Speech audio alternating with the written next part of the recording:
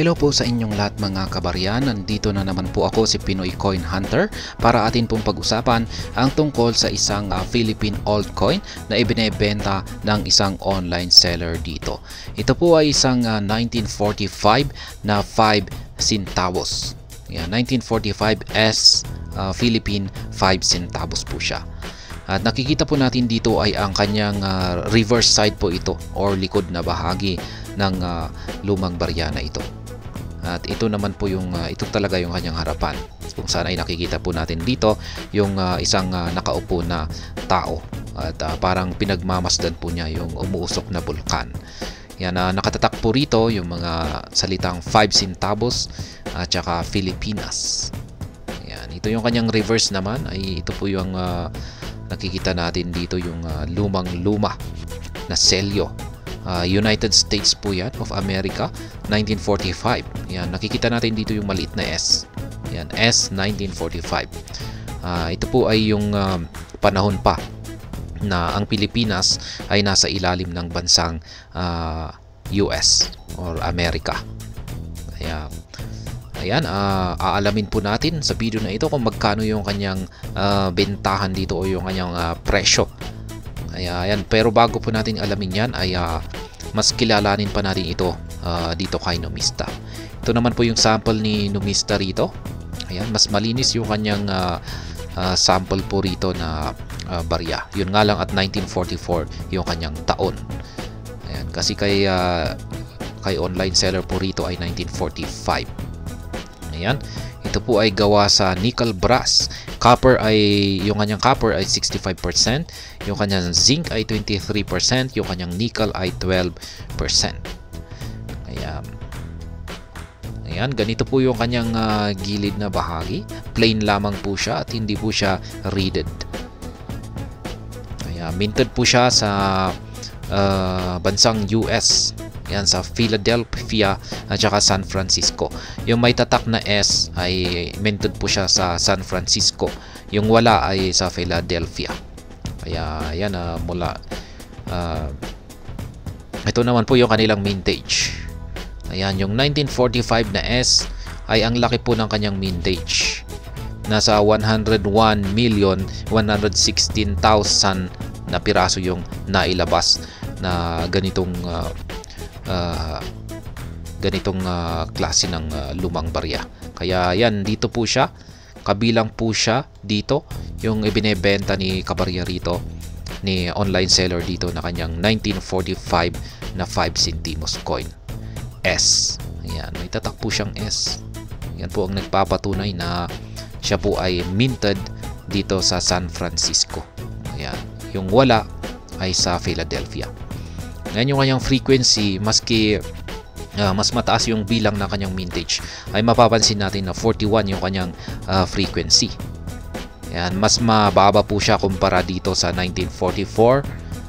Ayan, at saka mga 1944 na S.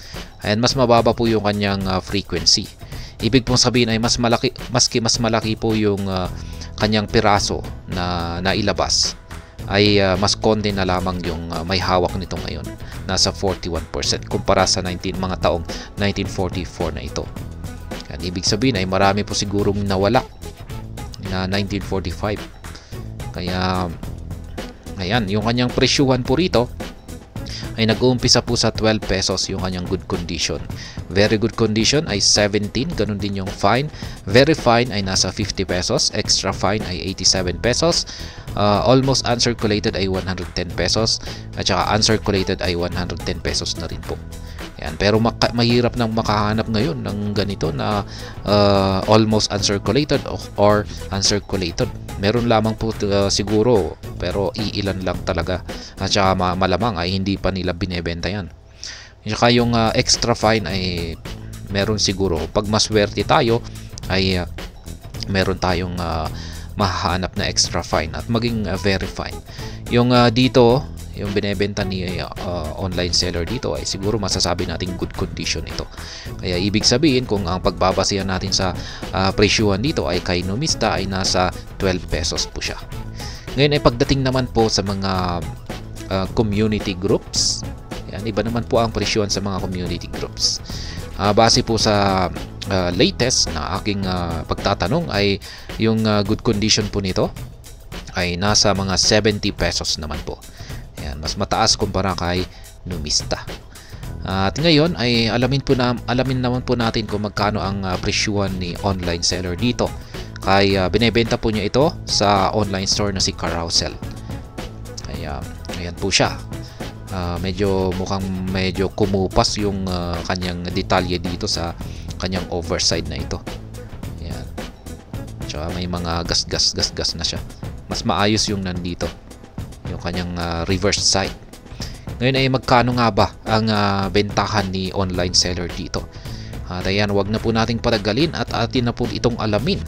Ito ay kanyang ibinebenta sa halagang 600 pesos. Ayan. 600. Kaya 1945 S Philippine 5 centavos coin. Yan. Binebenta ni online seller dito kay Carousel ng 600 pesos. Ayan.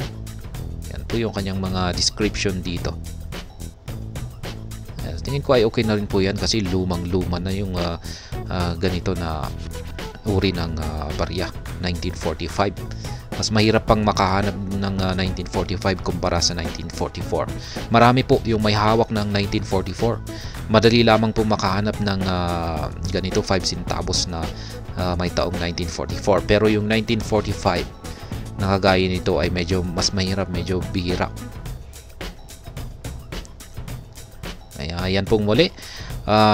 Yung presyo, yung benta, yung halaga ng isang 1945S Philippine 5 centavos coin dito sa base sa presyo ng isang online seller dito kay Carousel. At hanggang dito na lamang po tayo sa video na ito. Sana po ay inyong nagustuhan ang aking paliwanag dito. Kung inyo po itong nagustuhan ay pag-click lamang po ang like button nito. Para naman po sa mga bago lamang dito, kayo po ay aking inaanyayahan para mag-subscribe. Pag-click na rin po ang bell icon nito dahil ito po ang siya magsisilbing notification nito sa mga bago kong videos na akin pong ina-upload sa aking YouTube channel na ito. Marami pong salamat sa panonood. Ingat po tayo lagi at God bless po sa ating lahat.